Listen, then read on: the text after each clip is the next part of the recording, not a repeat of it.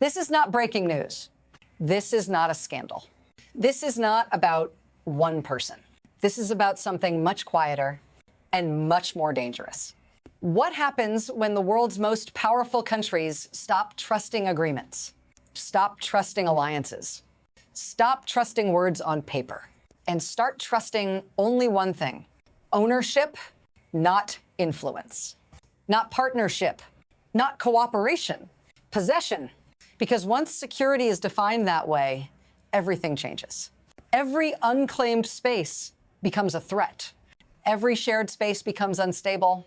Every small place becomes valuable for reasons that have nothing to do with the people who live there. You weren't told this shift was happening. It didn't arrive with sirens. It didn't need a vote. But it is already reshaping how power moves, how borders are imagined, how force becomes thinkable again. If you want to understand what comes next, you have to see this clearly. And you have to see it now. Stay with me. Because once you notice it, you can't unsee it. And the next step in this system is already in motion. I want to slow you down for just a second, because the instinct is to look for a villain, a leader, a country, a decision. That instinct is wrong. What actually controls the system now is not ideology. It's not diplomacy. It's not even power in the old sense. It's risk. Specifically, who is willing to absorb it and who is no longer willing to share it. For decades, security was outsourced, shared across treaties, diluted through alliances, protected by ambiguity. That system only works if everyone believes the paper matters. Quietly, that belief collapsed. What replaced it is brutally simple. If you don't physically control a place, you cannot guarantee it. If you cannot guarantee it, you cannot defend it. And if you cannot defend it, someone else will eventually test you. This logic doesn't care about intent or friendship or history. It only cares about proximity and possession. And once that logic takes hold, the map stops being political. It becomes mechanical. And the machine doesn't slow down on its own. For a long time, this didn't look like a shift. It looked like maintenance. Before, control was layered. Bases instead of borders. Agreements instead of annexation. Influence instead of ownership. That was the old assumption. You didn't need to own territory to secure it. You just needed access. Permission, trust. Now compare that to what normal looks like today. Access is temporary. Permission can be revoked. Trust is treated as a liability. Nothing dramatic announced this change. No doctrine unveiled. No speech declaring a new era. It happened slowly, quietly, in small decisions that all pointed the same way. Leases became insufficient. Partnerships became fragile. Allies became variables. The most dangerous transformations don't arrive as ruptures. They arrive as updates. By the time people notice, the system has already adapted. And reversing it feels impossible. Because once security is redefined as possession, every shared arrangement starts to look like a mistake. And the next moment, the one that forces everyone to confront this shift, is never theoretical. It's concrete. And then the system did what systems always do. It produced a shock, not a war, not an invasion, a statement, a reminder that certain places are no longer seen as distant or peripheral, but essential, not symbolically. Physically, the language mattered, not cooperation, not partnership, ownership, because ownership in this logic is the only thing that guarantees response. You defend what you own. You hesitate over everything else. This wasn't framed as expansion. It was framed as prevention, as blocking someone else from getting there first. That's the tell. When the justification isn't what you gain, but what you deny others. This moment wasn't about a single location. It was a test case. A way to see what resistance looks like when possession becomes the ask. Pay attention to how calmly it was said, how procedural it sounded, as if this were inevitable. If you're still with me, keep going. Because the reaction to this moment revealed something far more dangerous than the statement itself. And it starts with how the system actually moves pressure. What happens next is never visible on the surface, because the real mechanism doesn't announce itself. It routes damage. Here's how it works. The cost of stability is pushed downward from the system to the edge. The benefits of control move upward. Toward the center, those who already hold power gain certainty. Those who don't are asked to absorb risk in the name of security. Ownership concentrates protection. Everyone else gets exposure.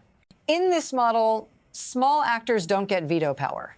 They get reassurances, process, meetings, but no leverage.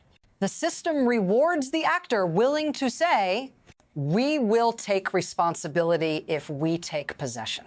That bargain sounds protective until you realize who decides what counts as a threat. Because once risk is framed as existential, delay becomes danger. Consent becomes optional, and restraint starts to look reckless. This is how pressure travels without tanks, how coercion wears the language of inevitability, how escalation feels administrative. And once this mechanism is active, it doesn't stop at one place. It looks for the next weak point. The pace accelerates here because once the mechanism is exposed, it doesn't wait. Signals multiply. Statements harden. Lines that used to be unthinkable get tested out loud. This is where ambiguity stops protecting anyone. Pressure increases not through action, but through repetition.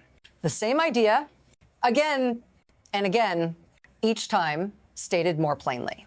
What was once hypothetical becomes procedural. What was once off limits becomes on the table. Notice how fast the language compresses? Easy way, hard way. That's not a threat. It's a sorting mechanism. It separates those who can slow the system from those who must absorb its speed. At this stage, explanations disappear.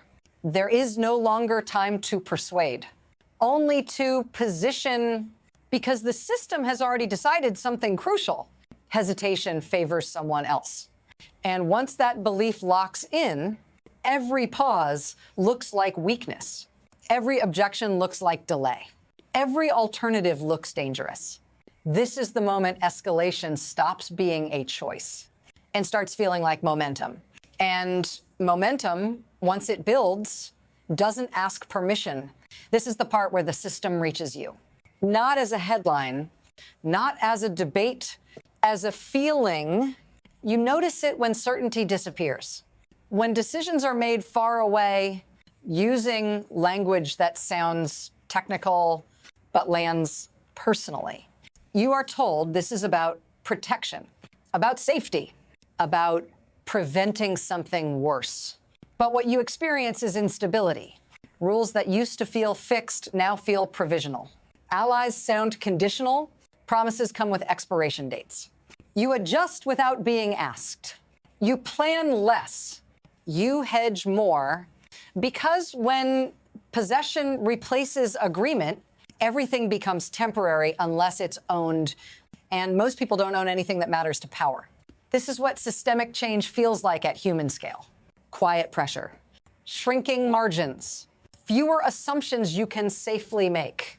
If this feels familiar, it's because you're already inside it. Stay with me. Share this if you recognize the pattern.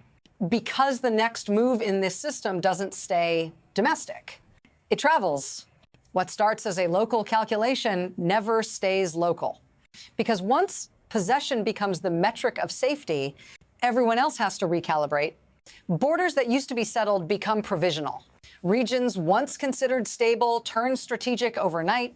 Places defined by climate or distance suddenly matter again, not because they changed, but because the system did. When one power moves this way, others don't debate the logic. They copy it or counter it. Activity increases. Presence thickens. Silence disappears. What used to be background noise becomes signal. Every move is read as intent. Every delay as opportunity.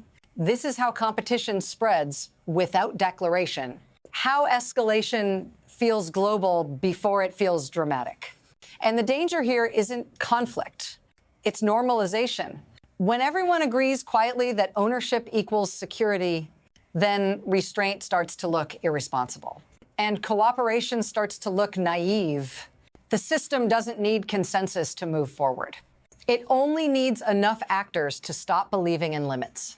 And once that happens, no one can tell where the edge actually is. From here, the future doesn't split cleanly. It fans out. There are 3 paths. All of them are already visible. None of them are guaranteed. The first is adjustment. The system absorbs the shock. New norms quietly replace old ones. Ownership becomes an exception that slowly becomes precedent. Alliances survive, but thinner. Trust exists, but conditional. This path feels stable until you realize how much had to be surrendered to get there. The second is erosion. No single break, just constant stress. Rules are still spoken, but rarely enforced. Smaller actors adapt by hedging. Larger ones test limits more often. Nothing collapses. Everything weakens. This is the long slide where instability becomes background noise. The third is rupture, a moment when 2 systems collide. Ownership versus law. Preemption versus consent. Someone miscalculates. Someone moves too fast. And suddenly, what was framed as prevention becomes the trigger. Which path emerges doesn't depend on rhetoric. It depends on whether possession remains the default answer to fear.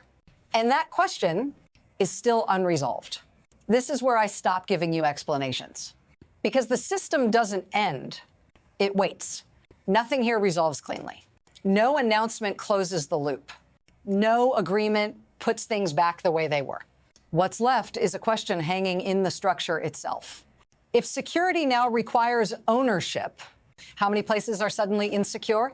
How many borders become provisional? How many alliances survive only until they're inconvenient?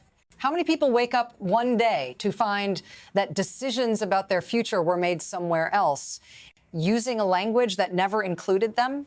This isn't about one island or one country or one moment. It's about a rule quietly replacing another rule. And what happens when nobody stops it early? Because systems don't fail all at once.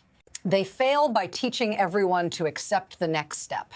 If you want to understand where this is heading, you can't look for a single breaking point. You have to watch the pattern. Stay with me. Subscribe. Keep digging. Because the next place this logic appears won't be theoretical. And by the time it's obvious, it will already be too late to pretend we didn't see it coming.